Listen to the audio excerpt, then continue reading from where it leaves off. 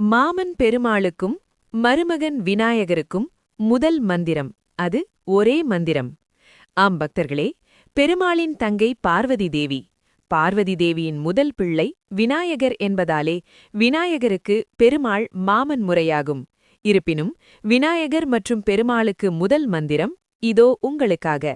அந்த ஸ்லோகம்: சுக்லாம் பரதரம் விஷ்ணும் சசிவர்ணம் சதுர்புஜம் பிரசன்ன வதனம் தியாயேத் சர்வ விக்னோபசாந்தயே என்பது விநாயகர் மற்றும் விஷ்ணுவை வணங்கும் மந்திரம். தடைகளை நீக்கும் ஒரு முக்கிய ஸ்லோகம். இந்த மந்திரத்தின் விளக்கம்: வெள்ளை ஆடை அணிந்தவர், நிலா போன்ற வெண்மை நிறம் கொண்டவர், 4 கைகளை உடையவர், மகிழ்ச்சியான முகம் கொண்டவர் என்று விநாயகர் மற்றும் பெருமாளை தியானித்து சொல்லக்கூடிய மந்திரம்.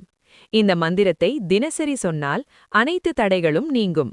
இந்த ஸ்லோகமானது விநாயகர் வழிபாடு ஆரம்பிக்கும்போது பக்தர்கள் தங்கள் தலையில் 5 கொட்டு கொட்டிக்கொண்டு சொல்லக்கூடியது. அதுபோல் விஷ்ணு சஹஸ்ரநாமத்தில் முதலில் சொல்லக்கூடிய ஸ்லோகம். நன்றி.